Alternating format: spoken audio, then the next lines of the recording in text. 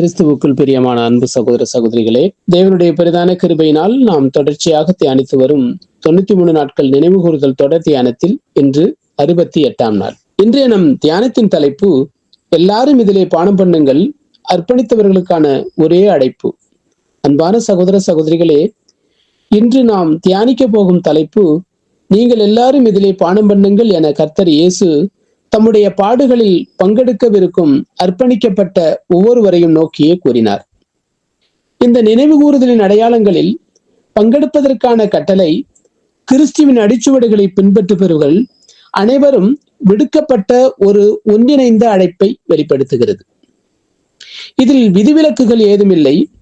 அவருடைய மரணத்திற்குள்ளாகும் ஞானஸ்தானத்தில் முழுமையாக பங்கு கொள்வதிலிருந்து நாம் பின்வாங்க கூடாது என்பதை வலியுறுத்துவதாகவும் இருக்கிறது.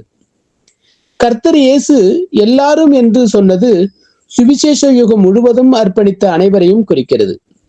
அங்கிருந்த அப்போஸ்தலர்களை மட்டுமல்ல, பரலோக அடைப்பிற்கு அடைக்கப்பட்ட நம்மையும் உள்ளடக்கியது. இந்த பாத்திரம் மரணம் வரையிலான முழு அர்ப்பணிப்பை குறிக்கிறது.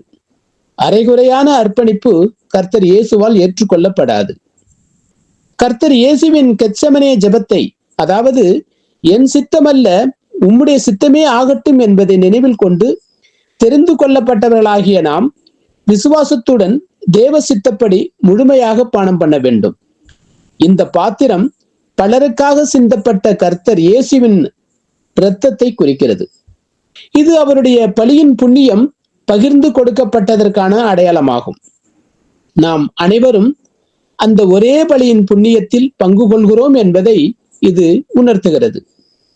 அவருடைய சரீர அங்கங்களாகிய நாம் அனைவரும் ஒரே பாத்திரம், ஒரே ஞானஸ்தானத்தில் பங்கேற்று ஒரே நோக்கத்திற்காக பாடுகளையும் எதிர்ப்புகளையும் சந்தித்து அனுதினமும் சாக வேண்டும். நமக்கென்று தனிப்பட்ட பாதை இல்லை. நாம் பாடுகளில் ஒன்றுபட்டு இருப்பதையே அப்போஸ்தலர் பவுல் 1 கொரிந்தியர் 12வது அதிகாரம் வசனம் 26 ஒரு அவயவம் பாடுபட்டால் எல்லா அவயவங்களும் கூட பாடுபடும் என்கிறார். பாத்திரத்தில் பானம் பண்ணுதல் என்பது கிறிஸ்து நமக்காக விட்டு சென்ற பாடுகளின் பங்கை அவருடைய சரீரமாகிய சபைக்காக நாம் ஒவ்வொருவரும் நம் சரீரங்களை நிறைவேற்றுவதே ஆகும். கர்த்தர் இயேசு முதலில் அந்த பாத்திரத்தில் பானம் பண்ணினார். நாமும் அவருடைய அடிச்சுவட்டை பின்பற்றி அந்த பாடுகளின் பாத்திரத்தில் பானம் பண்ணும் போது அவருடைய நித்திய பேரின்பம் என்ற பாத்திரத்தில் பங்கு பெறுவோம். மேலும் அவருடைய தெய்வீக சுபாவத்திலும் பங்கடைவோம். நீங்கள் எல்லாரும் இதிலே பானம் பண்ணுங்கள் என்ற நம் ஆண்டவரின் அழைப்பு நம் அனைவருக்குமான ஒரே அழைப்பு என உணர்ந்து, அப்போஸ்தலர்கள் பானம் பண்ணினார்கள், இரத்த சாட்சிகளாக மரித்தவர்கள் பானம் பண்ணினார்கள், யுகா யுகமாக பரிசுத்தமான்கள் பானம் பண்ணினார்கள். இப்போது நம்முடைய தருணம். உம்முடைய சித்தம் செய்யப்படுவதாக என்ற ஜெபத்தோடு அந்த பாத்திரத்தில் முழுமையாக பருகுவோம். நாம் கேட்ட இந்த சத்தியத்தை நம்முடைய இருதய பலகையில் எழுதி கொள்வோமாக. தேவ கிருபையும் இரக்கமும் தொடர்ந்து ஒவ்வொரு நாளும் நம்மை வழிநடத்துவதாக. அன்பு சகோதர சகோதரிகளே, நமது 93 நாட்கள் தொடர் தியானத்தில் நாளைய நமது தியானத்தின் தலைப்பு, பிதா எனக்கு கொடுத்த பாத்திரம்.